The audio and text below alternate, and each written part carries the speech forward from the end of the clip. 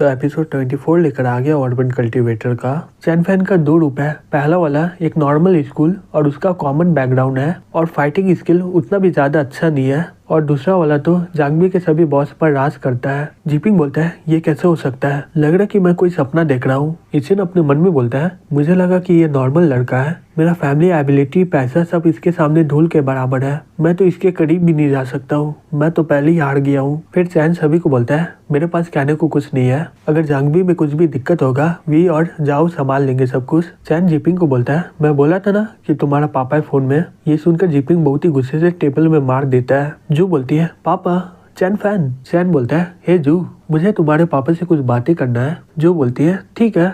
We अपने मन में बोलता है लगता है कि मेरा बेटा चैन को गुस्सा दिलवा दिया है और मास्टर चैन आओ के बेटी के बहुत ही करीब है। लगता है कि मास्टर चैन मुझे बदल के आओ को रख देगा। चैन रैन के पास जाके बोलता है मैं बोला था ना कि मैं ही मास्टर चैन हूँ, लेकिन तुम मेरा बात को मान नहीं रही थी, अब बताओ तुम्हें विश्वास हो गया ना। फिर हमें अगले सीन में दिखाया जाता है वे गुस्से से जीपिंग को बोलता है कमी नहीं कहीं के, तुम्हारी इतनी हिम्मत, तुम मास्टर चैन को अपमानित की है। फिर उसे एक जोर से थप्पड़ मार देता है और बोलता है मास्टर चैन ये मेरी गलती है, मैं अपने बेटे को सही से सिखाया नहीं, मैं इसके लिए माफी मांगता हूँ। जीपिंग बोलता है मास्टर चैन मुझे माफ करिएगा, ये सब कुछ मेरी गलती है। मास्टर चैन आप बोल क्यों दे रहे कुछ। चैन बोलता है तुम्हें याद है मैं तुम्हें क्या बोला था पहले। जीपिंग बोलता है मैं माफी मांग लिया हूँ, अब क्या चाहिए आपको। चैन बोलता है मैंने बोला था अगर तुम घुटनों में बैठकर माफी मांगोगे मैं तुम्हारा पाँव नहीं काटूंगा, लेकिन अभी तक तुमने वो काम नहीं किया है। जीपिंग घबराते हुए बोलता है पापा।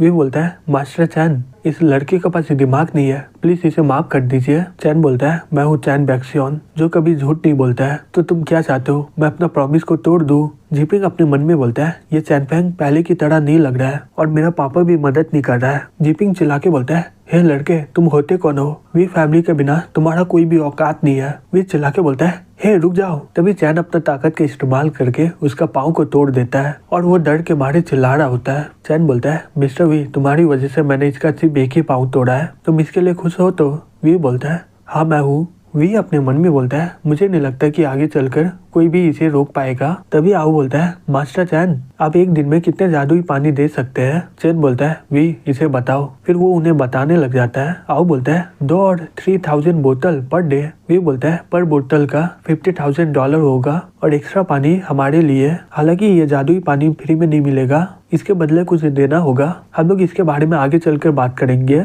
आओ बोलता है मास्टर चैन जांगबी का सभी लीडर यहाँ पर आ चुके हैं सिवाय ओल्ड मैन वू को छोड़कर। चैन बोलता है ओल्ड मैन वू यहाँ पर कुछ लोग थे ना इंग्लिंग से। जिंग बोलता है वो हमारे साथ काम कर रहा था और साथ ही साथ दूसरों की मदद भी कर रहा था, लेकिन उसे नहीं पता कि जांगबी पहले की तरह नहीं है। चैन बोलता है मैं ये मामले को संभाल लूंगा। अब बोलता है मास्टर चैन इसे अकेले संभाल लेंगे। दूसरा आदमी बोलता है मुझे वो के लिए बहुत ही ज्यादा दया आ रहा है। दूसरी तरफ टैंग बोलती है रैन तुम्हें क्या हो गया। रैन बोलती है कुछ नहीं मॉम। चैंग बोलता है क्या वो चैन ने तुम्हें गुस्सा दिलवा दिया, मुझे नहीं लगता कि चैन को किसी का फिक्र है, इसे तुम्हारे लिए एकदम सही है। टैंग चिल्ला के बोलती है तुमने क्या बोला, चैन उतना भी बुरा नहीं है। रैन बोलती है मॉम डैड क्या दुनिया में ऐसा चीज है जो सबसे ज्यादा इम्पोर्टेंट होता है। जैंग बोलती है तुम बोलना क्या चाहती हो। रैन बोलती है अगर आपका फ्रेंड आपको एकदम नॉर्मल इंसान लगता है लेकिन वो अचानक से बहुत ही ज्यादा फेमस हो जाता है, लेकिन आपको समझ में नहीं आता है कि ये सब हो क्यों रहा है। जैंग बोलता है जो तुम बोल रही हो वो बहुत ही ज्यादा रियल बात है, लेकिन ये इतना इम्पॉसिबल नहीं है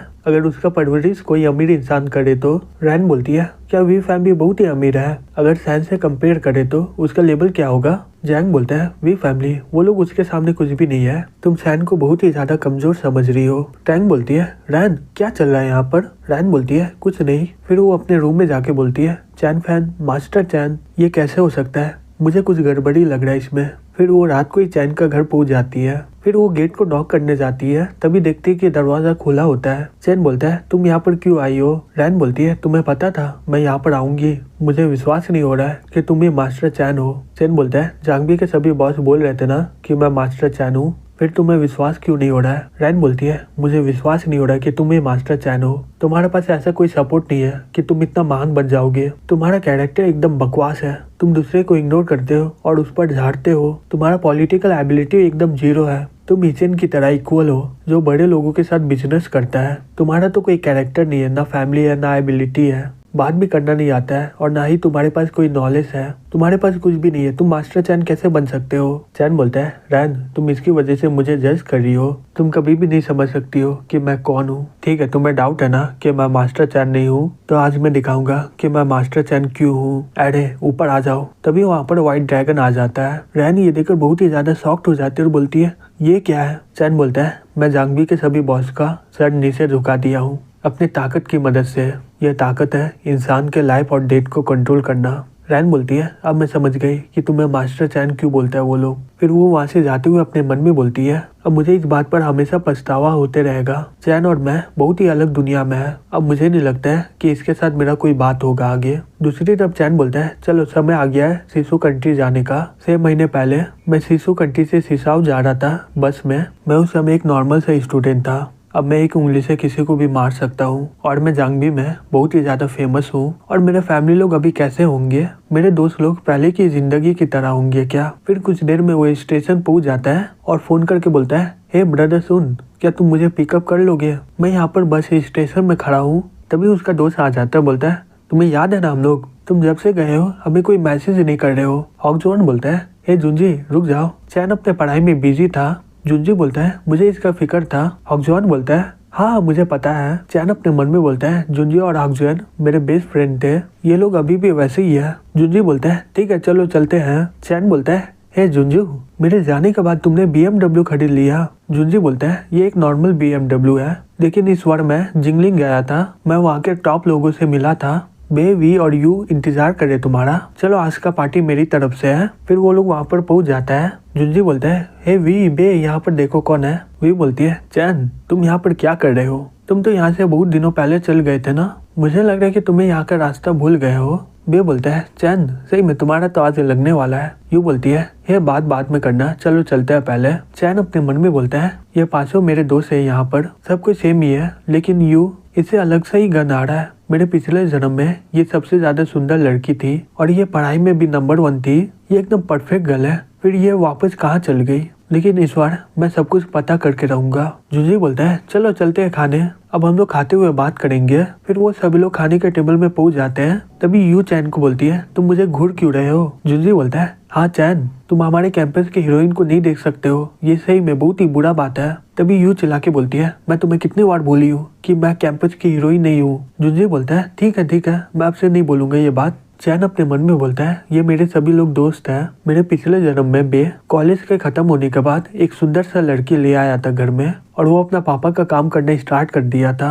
वे जिंगलिंग यूनिवर्सिटी में चली गई थी। वो एक पायलट बनना चाहती थी, लेकिन उसे आगे चलकर एक ऑफिसर से शादी कर लिया। ऑक्सन किंग यूनिवर्सिटी में चल गया था। ग्रेजुएशन के बाद उसने एक अच्छे फैमिली में शादी किया था। वो आगे चलकर एक फॉरेनर बन गया। जुंजी अपने यूनिवर्सिटी खत्म करके वो अपने रास्ते अकेले चल गया और आगे चलकर एक बॉस बन गया। लेकिन यू अचानक से मेरे पिछले जन्म में खो गई थी। मुझे लगता है कि इसकी दादी की वजह से कुछ हुआ है और उसके बाद हम लोग कोई भी कांटेक्ट नहीं कर पाए इससे। पिछले जन्म में जुंजी यू को प्रपोज किया था, लेकिन वो उसे मना कर दी, इसलिए जुंजी बहुत ही रोया था। लेकिन मुझे पता है कि वो जुंजी को क्यों मना कर दी, क्योंकि इसके अंदर कल्टीवेटर का गंध आ रहा है, क्योंकि ये बहुत ही रेयर है। इसके अंदर प्योर यिन है, ये प्योर यिन के साथ पैदा हुई है और ये फोकस कर रही है कुंफू में।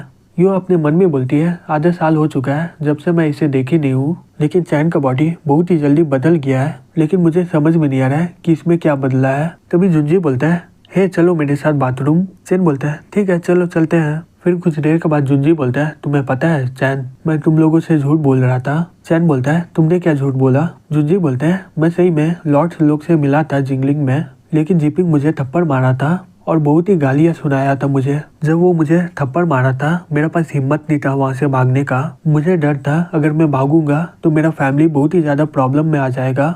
ये बात मैं किसी को बोल नहीं पा रहा था, लेकिन मैं तुम्हें बताना चाहता था। उसकी थप्पड़ की वजह से मैं जाग गया हूँ। अब मैं एक नए रास्ते में जाऊंगा और आगे चलकर ये थप्पड़ मैं उसे मारूंगा। चैन बोलता है मैंने पहले ही सबक सिखा दिया जीपिंग को तुम्हारे लिए, मैं उसका एक पाँव को तोड़ दिया हूँ, अगर तुम चाहो तो मैं उसका दूसरा पाँव को भी तोड़ दूंगा। जुंजी बोलता है ये सुनकर मुझे बहुत ही अच्छा लग रहा है। चैन बोलता है लेकिन तुम और यू बहुत ही बेकार कपल हो, तो इसके पीछे पागल मत बनो। जुंजी बोलता है तुम्हें भी यही लग रहा है ना? तभी वी वहाँ पर आ जाती है और बोलती है हे तुम दोनों क्या बक रहे हो, बकना बंद करो और चलो खाते हैं।